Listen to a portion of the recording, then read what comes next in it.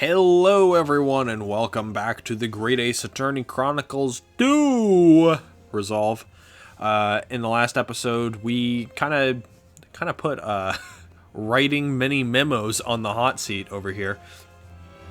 And in this episode, we have to finish them off. So, what proof do we have that this witness stole the poison on the day in question? We have this, which has the poison inside of it, so I'm pretty sure it's this. The proof, Your Excellency, is this fountain pen. Ah! A fountain pen? How can that possibly be relevant? These magical pens somehow seem to have enough ink to write many thousands of kanji characters. I believe they arrived in our country for the first time some 15 years ago now. Bah! I swear by a weasel hair calligraphy brush and nothing else. These newfangled pens are merely a fad. Well, you've been pretty much entirely wrong this entire time, so yeah. I also don't know what kanji is on his fan there. I would like to know so that I can see just how dumb he is. It's probably something really stupid like justice or something like that. Well, as a forward-thinking man of words, obviously I love my fountain pen.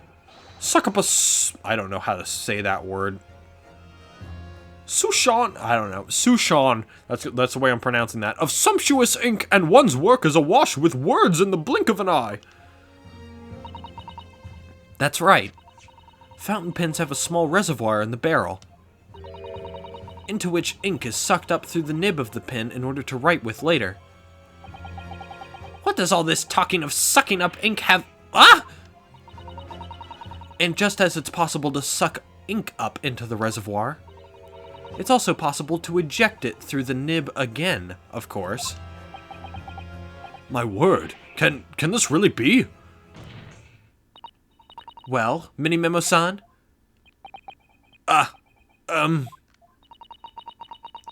When you saw the deadly poison before your eyes in the lab that day, you used your fountain pen, your very lifeblood, to steal some of it, didn't you? By siphoning the poison up through the nib and into the pen's reservoir. Yeah! He literally used it like a syringe. That's interesting. More absurdity! That never happened! True, we've heard that there were procedures in place to prevent thefts like this from the laboratory. But would anyone have thought to look inside a fountain pen of all places? No, I'm a little ashamed to say that for fear of offending our guests, such a detailed search would not have been conducted. Well, this is quite startling, I must say. I remind the court that this pen was found in the clutches of the victim when she died. In other words, it was dropped at the scene by Mini-Memo-san.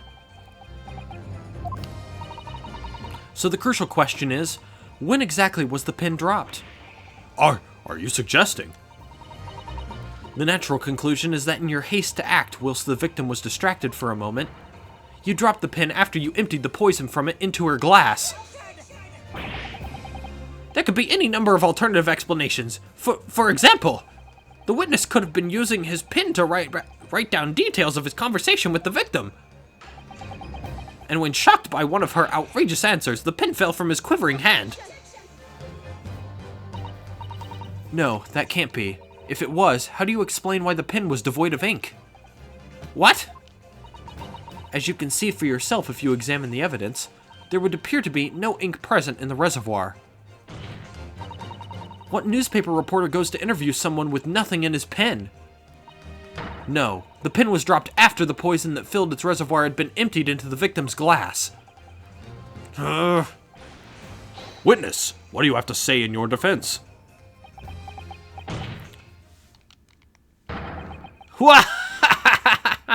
So this is how our modern justice system works, is it? So what if the ink in my pen runs dry? So what if my pencil snaps? He's Wolverine!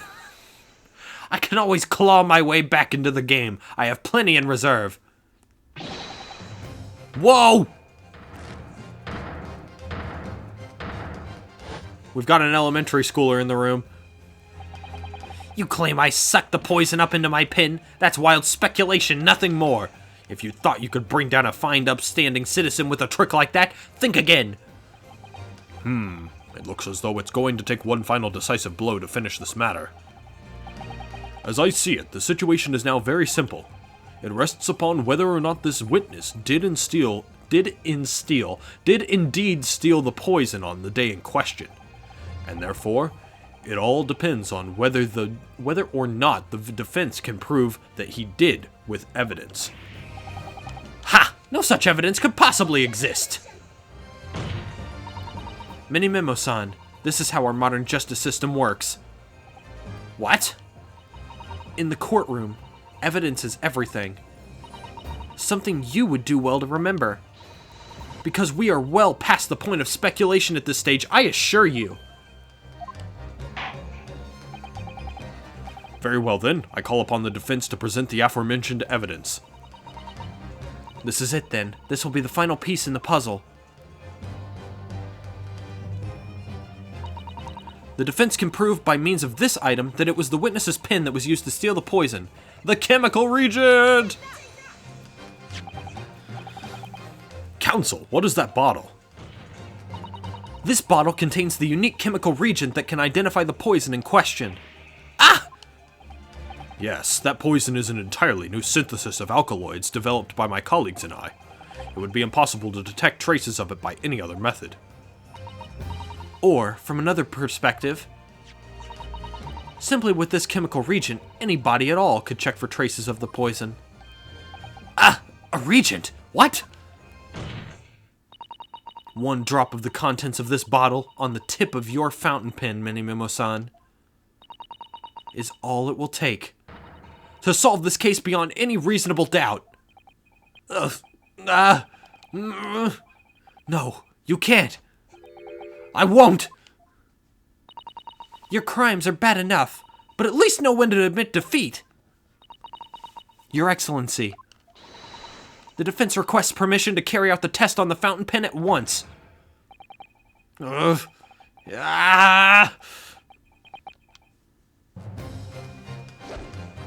Whoa! This isn't my fault! The Empire drove me to this! Trying to hold its head high as a civilized nation, but bowing its head to every foreign power, I took up arms in the name of righteousness. Mini-memo is a mini-memo! Oh, Susanoo takedown! Yes! I'm there! Whoa! Hell yeah! Did I do it right? That was a Susanoo takedown, wasn't it? Not quite. That was a Ryutaro takedown. Ayy. Couldn't have asked for a better ending. The instant the first drop of the reagent touched the nib of the fountain pen, it was clear to everyone present.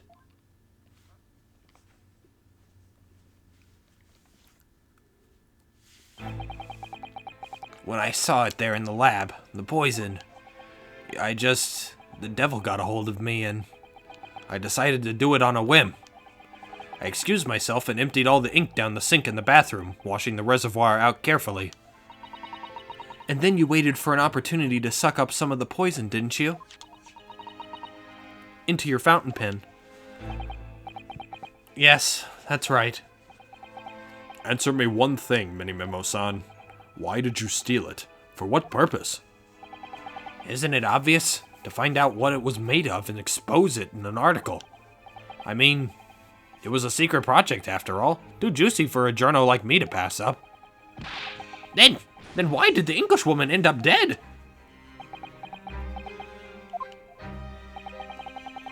I went into that hut intending to quiz her on her situation, that's all, as a reporter. A known killer enjoying full freedom, evading justice by leaving the country. I told her what I thought about it. And she just laughed in my face! Oh, what's this? A Far Eastern caveman purporting to practice journalism? Really, you must learn the difference between reporting and listening at doorways, you ignorant plebeian. What did you call me? This country, with its pretensions to a justice system, to a free press, it's really very depressing. You see our superior ways in the West, yet you lack... I thought there was a comma there, there's not. You see our superior ways in the West, Yet you lack the mental capacity to emulate them. Get out of here, you oaf. Get out and crawl back into the cave you came from.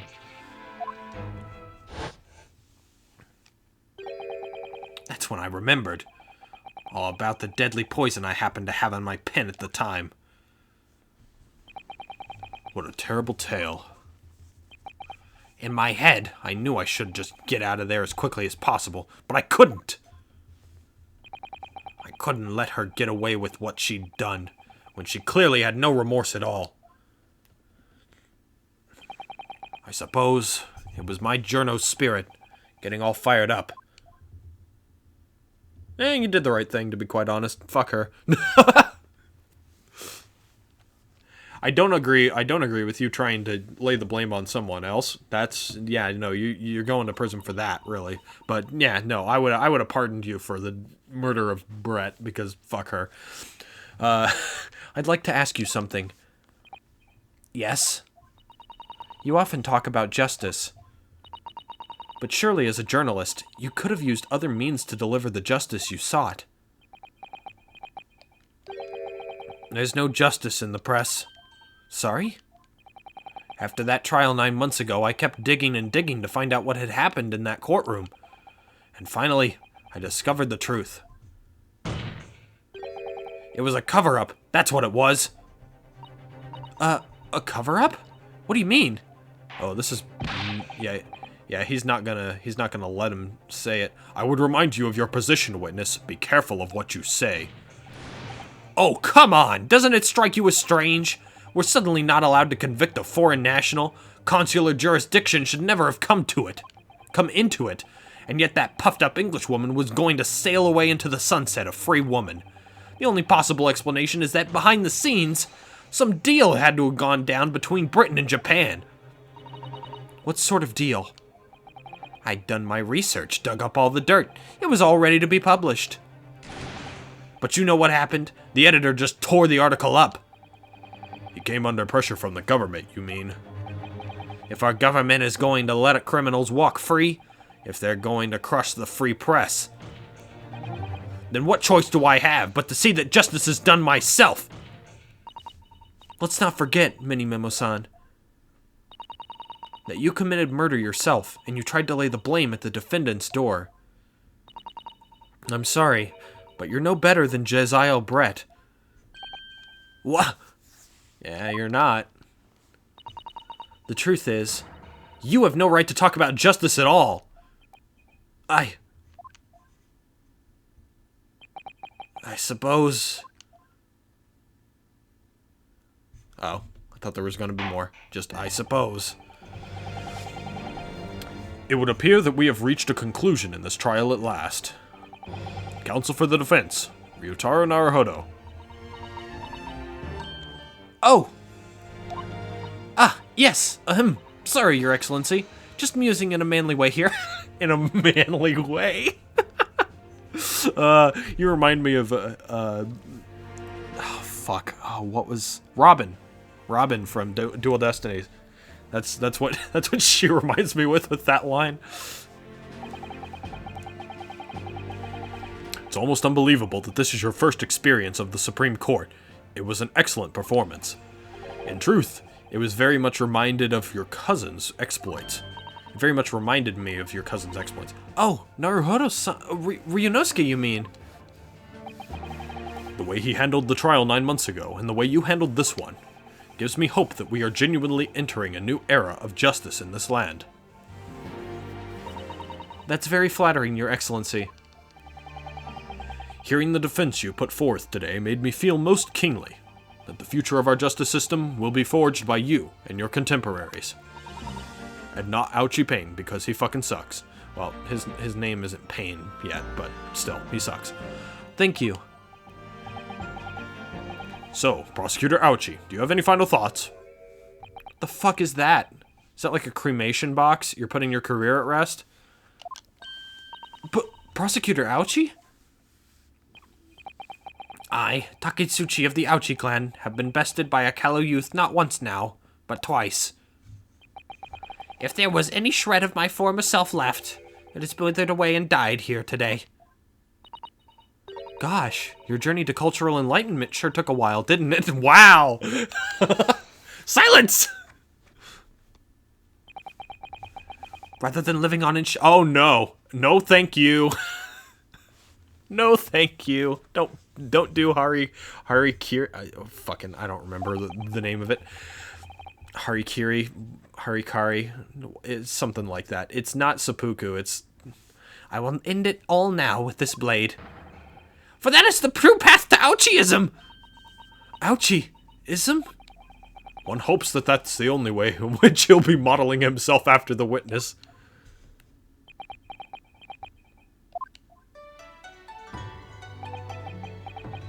Sprig of my topknot.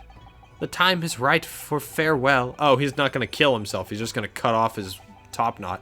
Hope is lost forever. Taketsuchi. I'm guessing that is a haiku. You got the eyebrow.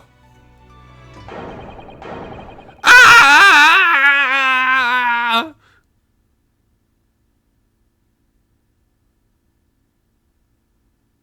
Goodbye. The sparkles. That's fantastic. Put the hands up for last rites. Sayonara. Oh, he did it too. I love it. I really hope we get to see Mr. Detective a little bit more in this game. He's a nice character. Now, in regard to the defendant, Rei Mimbami-san. Yes, Your Excellency? I have reached my final verdict. I hereby find you... not guilty! Yay! Sakura petals. It's a very nice courtroom that they have there.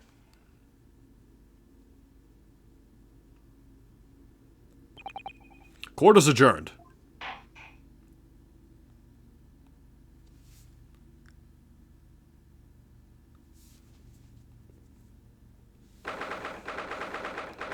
So, what is the epilogue going to be like for this one?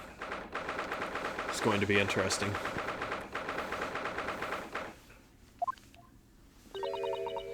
It's over. My heart is still pounding in my chest, though. It's all I can do just to stay standing. There's our boy. Can these people stop doing yard work outside? It's gonna rain today. Like, what? Well, it already rained yesterday, and now it's gonna rain today, and they're doing yard work outside, so, okay, whatever. If you hear yard work going on outside, that's what that is. Lawyers have such great responsibility, such a great burden to bear. Don't they, Naruhodo-san?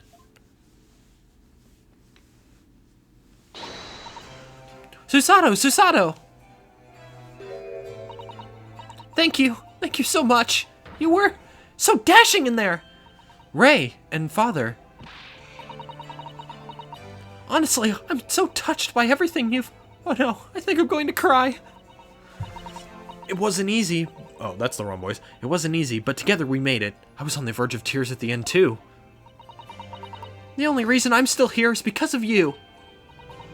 Oh no, I can't take all the credit. It took courage to tell the truth in there. You did wonderfully, Rei. So I would have to say that the congratulations belong to you. Susato, don't be so standoffish. Sorry? We're friends, equals, and the trial's over, so no more of this formal super humility nonsense. It's time to celebrate with swagger, to throw caution to the wind. Caution to the... what?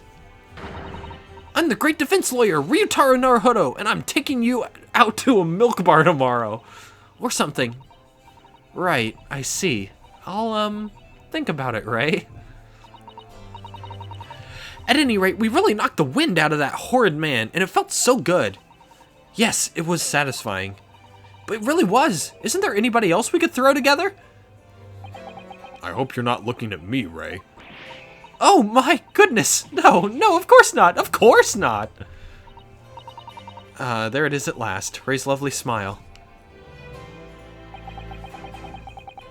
You fought for... Oh, that's the wrong voice again. Woo, woo, woo. You fought for your friend to the very last. As your father, I'm extremely proud of you. Defense Attorney Ryutaro Naruto. Thank you, but I couldn't have done it without your help. Anyway, it's time to bid farewell to Ryutaro, I think. I shall miss him in a way, but it's back to Susato Mikotoba now. So, I'll never see him again then. What a terrible shame. Ooh, who? I'm gonna guess Soseki. What? Yeah, it was me all along. What is happening? Ah, Soseki-san and Inspector Hosonaga. I do hope you've been keeping well. Is that really you? Yes, I had to change my appearance for, well, obvious reasons, I hope. But it's me, Susato Mikotoba. Don't! So dashing, so divine. No! Doubly dashing, yes, and devilishly divine. Just look at you. I had no idea, Miss Susato-san Esquires, that you were locum student Naruhodo-san Esquire's cousin. Astonishingly astounding ace attorney. Hey, we got it again. Poor Soseki-san, so confused. I think that's just in his nature, to be quite honest. I still remember the first time I ever met him. He was in a prison cell in London. What an extraordinary conundrum it was that the unwitting student from Japan found himself embroiled in. But after Naruhodo-san's skillful defense at the Old Bailey, Soseki-san was free to return to Japan. And now he seems to have earned himself great fame as an author. I'm stunned. That's a truly impressive disguise. Even I had no idea, and I'm a chief inspector at the police bureau.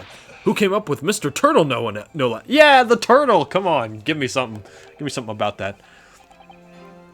I'm not sure you should be admitting to that, Inspector. Amazing. You're a woman of many faces, I see. Just two, really, and this was a once-in-a-lifetime event, I hope. Oh, I'm not a patch on you, though, Inspector. Well, I am a professional, of course. I do worry about Inspector Hosonaga sometimes. I really do.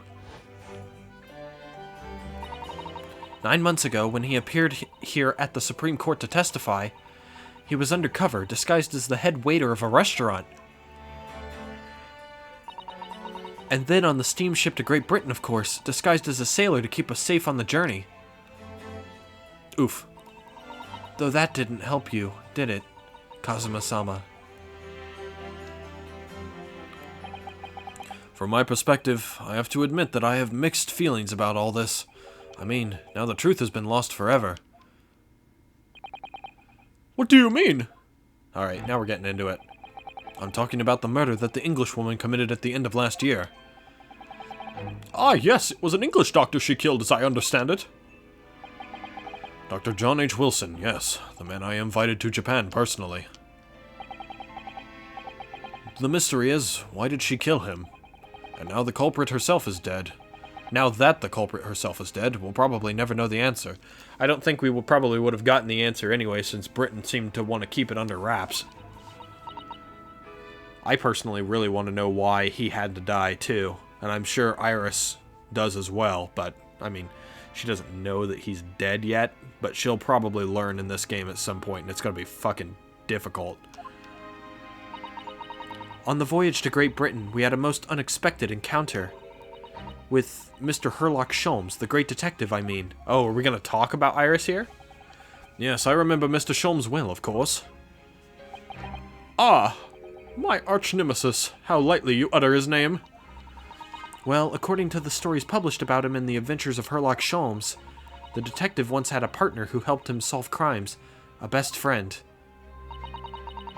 And that man was an exceptional doctor of medicine by the name of Dr. John H. Wilson. What? Dr. Wilson? I just can't believe that it's a coincidence. I think that the English doctor of medicine killed here in Japan 9 months ago must have been the friend of and partner of Mr. Sholmes. And if that's really true, Iris... I'm not looking forward to this one. Then the poor girl will never see her beloved father again.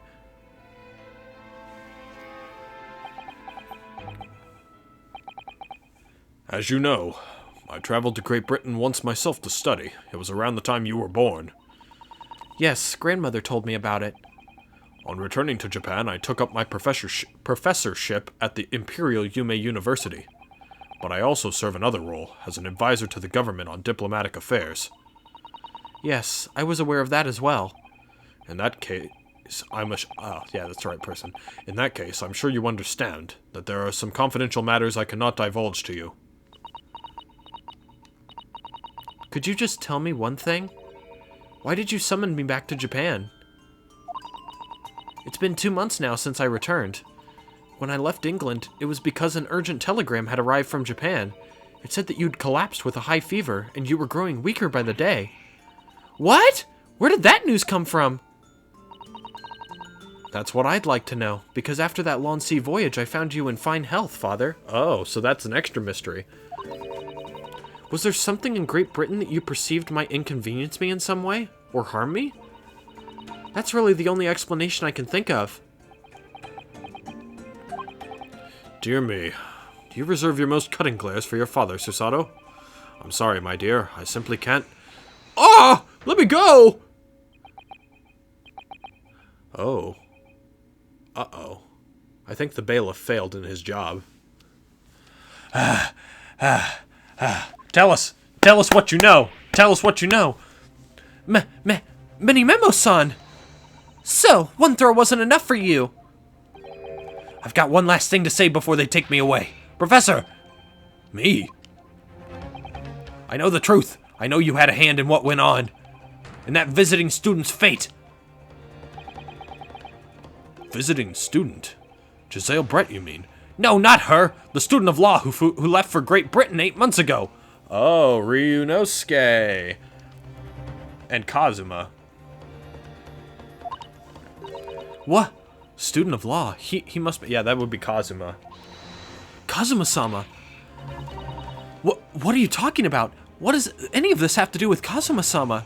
Nobody here in Japan knows anything about it.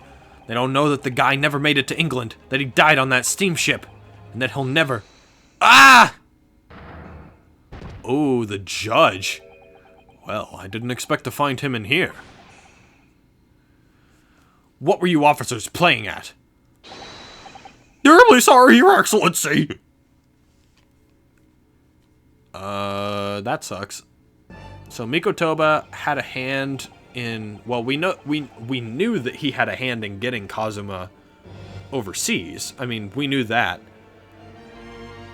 But are you saying that he had a hand... Well, he couldn't have had a hand in the death of him, right? It's impossible for him to have had a death in him, had a hand in the death of Kazuma, because Kazuma's death was an accident. Or at least that's what I'm led to believe. I was coming to tell you that the rickshaw has arrived, Eugene, and it's a good job I came by. Yes, thank you for dealing with him, and I'll be there shortly. Oh, Your Excellency. Ha ha ha ha ha! The trial's over. I'm not Your Excellency anymore. Merely your father's friend, Seishiro Jigoku. That seems like a normal name. I don't hear Jigoku in anything, media-wise, but Seishiro I do hear sometimes. And may I say that since I saw you last, you seem to have taken on a more dashing appearance, Susato. Ah, so he knew the whole time. That's funny. Did you know all along? From the start of the trial? A judge sees everything, Susato. I couldn't let you take the risk. If Seishiro here hadn't known, and then he'd recognized you. So I had a word in his ear beforehand, as an old friend. So, Seishiro, shall we? Yes, having ruled on that case, we now have various diplomatic issues to address. Before you go, Father. Sorry, my dear. We shall have to return to our earlier conversation at a later date. But well done again, both of you. You did admirably. Oh, thank you very much. What did you think of my Seishiro sling, eh? It's been quite a while since I sent a man flying like that. I like this judge. He has a personality. Also, he has a hat. I just noticed that he has a hat, and it is definitely a hat. I don't know if I like it. I do like his choice in purple, though. Whatever could Father be hiding from me? About Giselle Brett? About Dr. Wilson? And now, it seems, according to the reporter, about Kazuma-sama. I'm going to have to bring this up with Father sometime, when nobody else is around. Judicial Assistant Mikotoba-san Esquires, could I have a word? Oh, yes, of course, Soseki-san. What is it? I think perhaps it could be fate that we're meeting again like this now. You see, there's something I need to tell you. Oh? I believe that it may be related to the reason why your father summoned you back from England. This I have to hear. Please, Soseki-san. Oh, that's a wrong voice. They both start with S, so I sort of just glared at it and was like, oh, it's fucking Soseki. No, it's not. Please, Soseki-san, tell me at once. I will! As you know, my time in England was terrible. Cursed, I have no doubt. Such awful things I was embroiled in. Thank goodness locum student Naruhodo-san Esquire stepped in. After he secured my freedom, I couldn't wait to get on a ship back here to my homeland. Having arrived in Japan, I submitted a report about my experiences to the Ministry of Foreign Affairs. For some reason, I thought I said that wrong, but I said it right. The next thing I knew, I had a visitor. It was your father, Professor Mikotoba. He wanted to ask me all sorts of things about my report. My father? He seemed to be especially taken with a particular part of the report. Anyway, he left eventually, having thoroughly quizzed me. But it was the very next day that he sent the telegram to you asking you to return to Japan. What was it then? That particular part my father was interested in. I don't really know exactly. But do you remember them? Those two terrible cases I was caught up in? Of course, I could never forget. Your father seemed to concern himself mainly with the second case. The second one? You mean the one Mr. Sholmes forbade any of us to talk about in public? Ooh. Which is why the only case involving you that any member of the public is aware of is the first. Well, I don't care. I don't have to listen to what that dastardly detective says. Anyway, the point is, it seems that case somehow holds the key to all these curious unanswered questions. For some reason, I thought that maybe just my memory was spotty since it's been a couple months.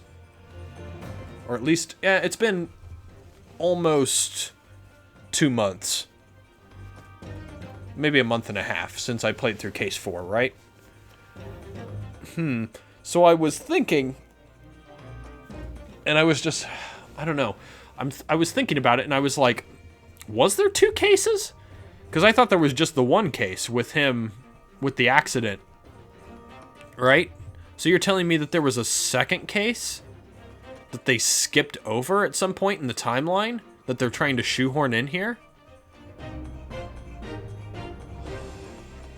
And I'm guessing that's probably going to be the second case of this game. That horrific, hideous, heinous case. The case of the haunted lodgings.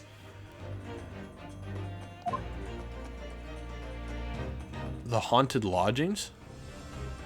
He mentioned that. That case somehow caused my father to summon me urgently back to Japan? I thought that whole business was over, but it seems I was wrong.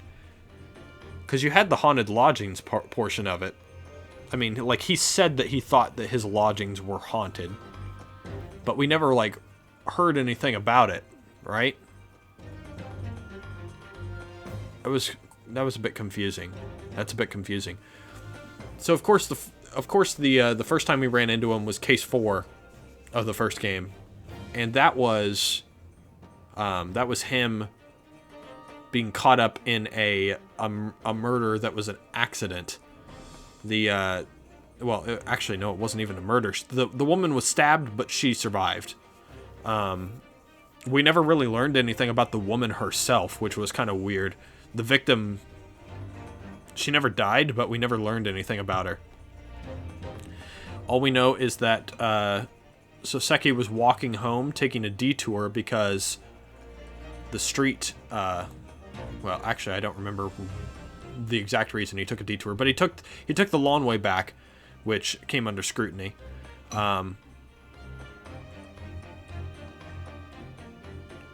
We had a policeman and his wife that were doing a patrol, or at least they were actually supposed to be off duty, and he was always tired all the time because of the fact that he had to go out on the beat, and it was very taxing. And it was their anniversary, and he didn't want to get caught up in the murder, so he moved the crime scene across the street. I remember that part. And then, like, the true meaning behind the murder was the landlords of Soseki's apartment building. They got into an argument. The wife was throwing things at the man because she thought that he was cheating on her, and one of them bounced off the pane of... well, they started burning the fucking house down on accident, and she kept throwing shit at him. He had opened a window, she tossed the knife, bounced off the pane of glass, stabbed the woman in the back, and the witnesses at the time thought that he was running away from the scene because he had done it, when in reality it wasn't that at all. So that was that case. It was an accident. The woman wasn't killed, so no one really had to go to prison. And we saw the husband later on as a juror in the fifth case. But we never heard anything about the haunted lodgings, or at least I don't think we did. He mentioned it multiple times. He's like, I think my lodgings are haunted. He kept talking about that in the course of the case, but we never heard anything about it. Perhaps that was only the start. Perhaps the story is not yet told. So that's going to be it. This case is done. And case 2... Oh, no, we're back at Kazuma's gravesite. The mystery of that English woman's death is solved, thank goodness. And having stood in the Supreme Court now, I think I can comprehend a little better how you must be feeling as you fight for people's freedom in a foreign land, Naruhodo-san.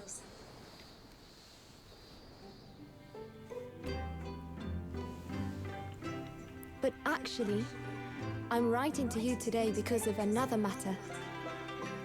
I met Soseki-san and we talked about that second case he was involved in.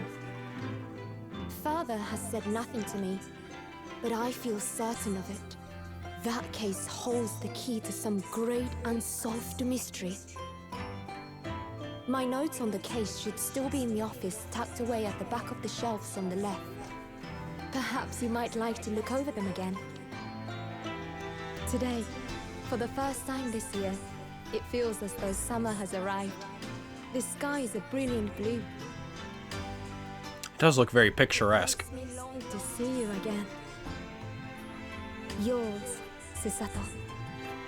I wonder how difficult it is to bury someone on a cliff, by the way, because there can't be much, ground there to work with.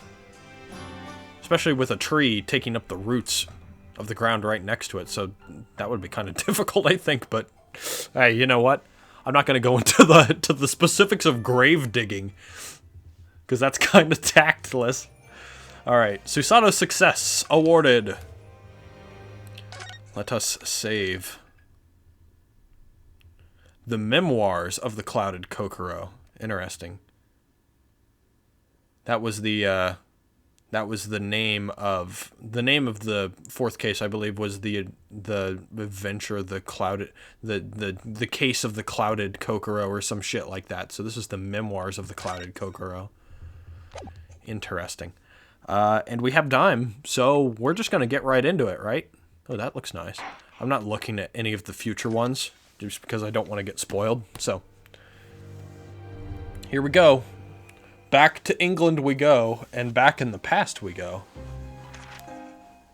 It was a ghastly tale of a winter's night. One of an invisible killer and a crime perpetrated on the pavement along Briar Road. As the victim lay at death's door, the mystery of just who had stabbed the young lady from behind had been resolved. But no sooner had my friend saved that Eastern Exchange student from his harrowing plight than in the dim, flickering shadows of gaslight did a second bizarre crime rend the stillness of that very night. I dare say most can still recall the sensational headlines of the day. Strangulation. Haunted apartment of death. The condemned criminal's curse. The dread demon of coal gas. The dread demon of coal gas. Yet, though the great detective had at once discerned the truth upon his arrival at the scene, it only proved to be the overture that announced Okay. on a most tragic play.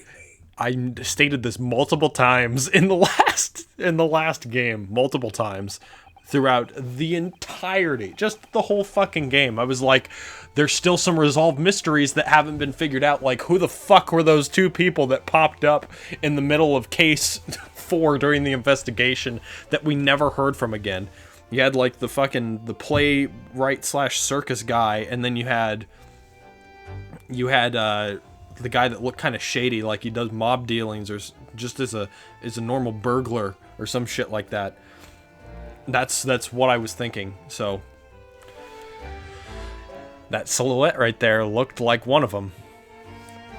My name is Ryunosuke Naruhodo. I'm a fledgling lawyer, just starting out on my journey. 6 months ago, I arrived as a visiting student of law, having made the long voyage across the sea from the Empire of Japan to here, London, England.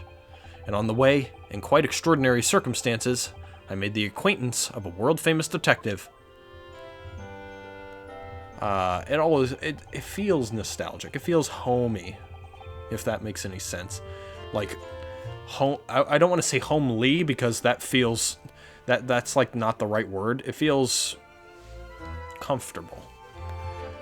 Currently, I reside in the attic of the detective's own lodgings, from where I run my legal consultancy of sorts. I've successfully defended a number of clients in Britain's highest court, the Old Bailey. But since a particularly grueling and unforgettable legal battle 4 months ago now, I haven't returned to the courtroom. In truth, I lost my right to return. But that epic trial was just one small part of an epic tale, a tale which was now about to awaken from slumber. Thanks to a letter that arrived this morning from my homeland.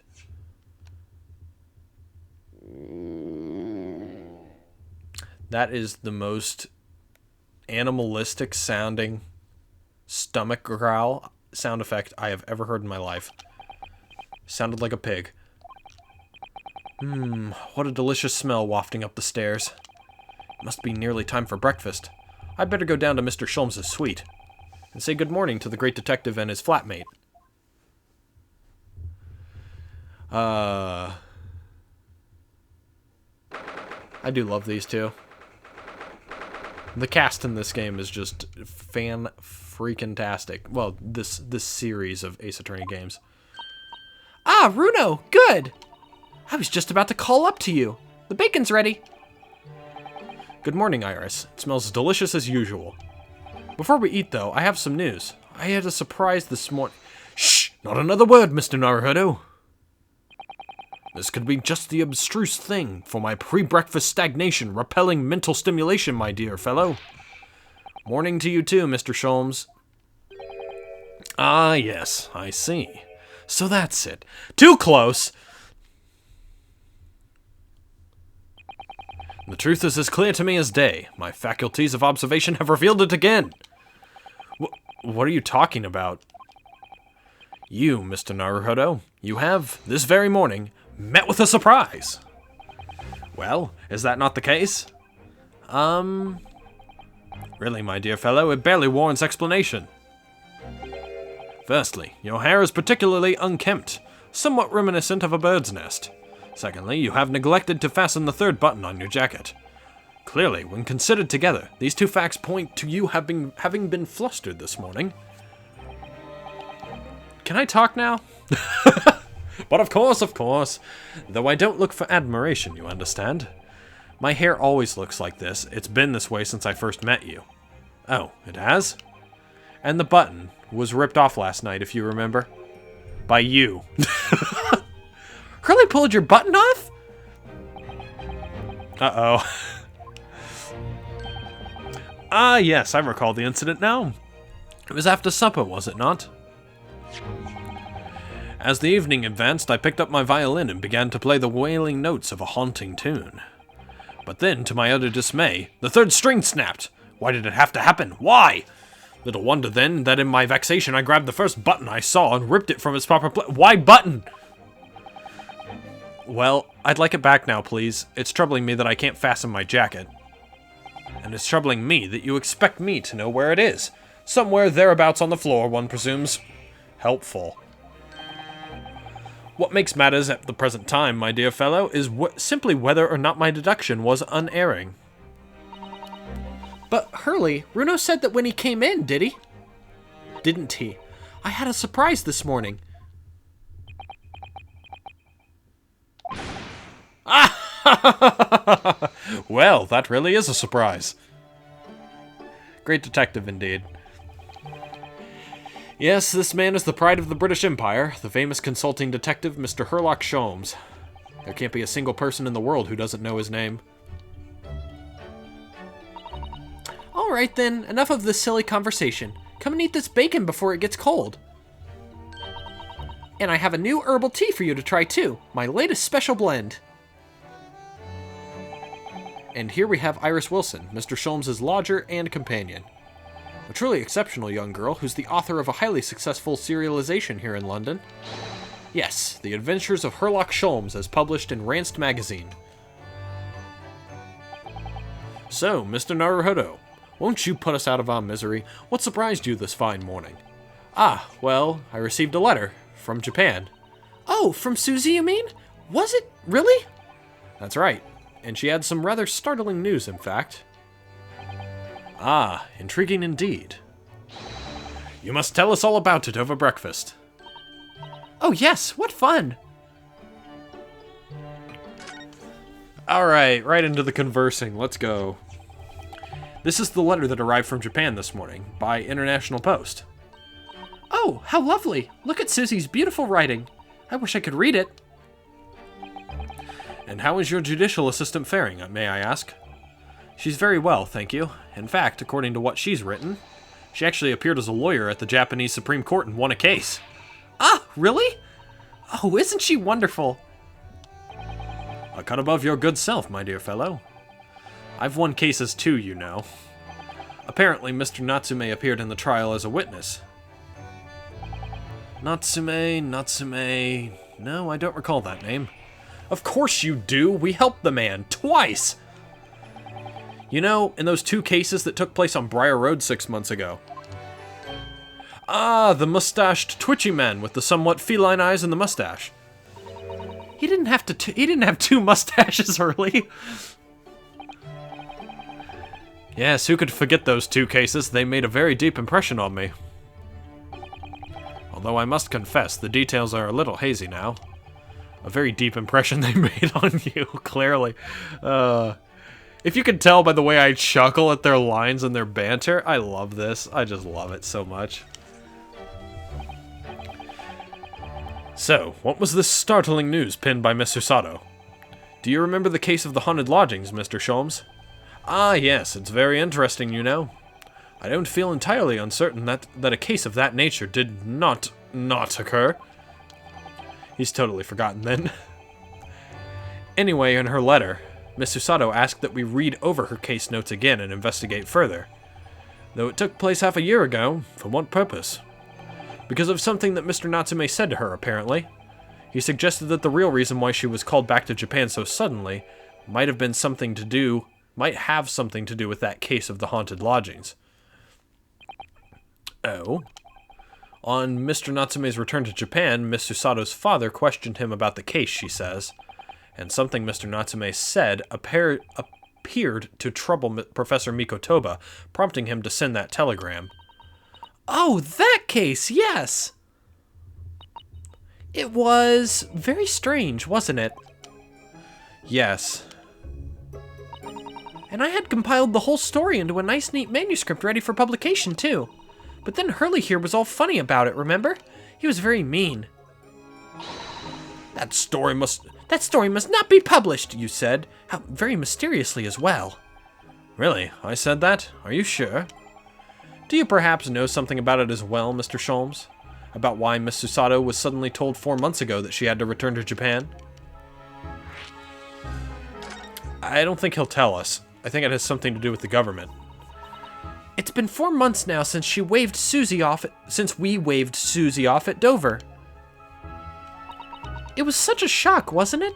The way she just suddenly announced that she had to go back to Japan? Indeed it was, due to a telegram she received from her homeland, I believe. That's right, telling her to return urgently. Yes, because her father had passed away. No. It just said he was suffering from a high fever, the cause of which was unknown. He's not dead. But according to this letter, that news about her father's fever was just a ruse. A ruse? So Susie's daddy lied to her so that she'd make the voyage back home? Why would he do that? I have to admit, I have absolutely no idea. But she believes it's almost certainly related to the case of the haunted lodgings. And I think it means that Ryunosuke is in danger somehow, which is not good. And I think Iris could possibly be in danger as well, since she has relation to Dr. Wilson. Summoning her back to Japan so suddenly like that, I wonder what Miss Susato's father is hiding. Hurley, do you know what it's all about? Oh, he's got his whole fucking getup on now. Well, who can say? What? But you said... Please, I have engagements, my dear fellow. My calendar is quite surprisingly full today. And a stringent analysis of the matter would be excessive, I feel, even if I were quite at leisure. So, man the fort in my absence, won't you, Iris? I will, Hurley. Don't worry. See you later. Well, goodbye. I guess we're here. I guess he doesn't want to have to lie to us more often. He scuttled off rather quickly there. I think perhaps Professor Mikotoba isn't the only person hiding something here. Soseki-san was involved in 2 cases, but only one of them was forbidden from being published. By, of all people, Mr. Sholmes. Aha! I found them at last! Iris, are they... The notes about the case? That's right. Susie and I compiled them together. The case of the haunted lodgings. Do you want to read them, Runo? Of course I do. Absolutely. Thank you, Iris. I have no idea what secrets could still be hiding in the shadows of this case. But perhaps if I read over the notes again, something might come to light. That's the spirit. Okay. And so, Iris and I decided to read over the case notes again together. Everything from what happened to our investigation and that fierce battle in court that followed. Reliving every detail. I just need to find a clue, and I have all the time in the world. Because, of course, I'm no longer allowed to practice law in the courts of Great Britain. What? Oh, you're gonna drop a bombshell like that on me? What the fuck? And that's okay. And now we're going back into the past 6 months ago. All right. I think that's gonna be it for now. Actually, we're gonna continue and start the reminiscence of this past case in the next episode. This is not nearly an hour, but it's close. And I think going any further is gonna be foolish. So, good stopping point here. We'll pick it up in the next episode when we reminisce about that case 6 months ago. And I'll see you guys then. Thank you guys for watching.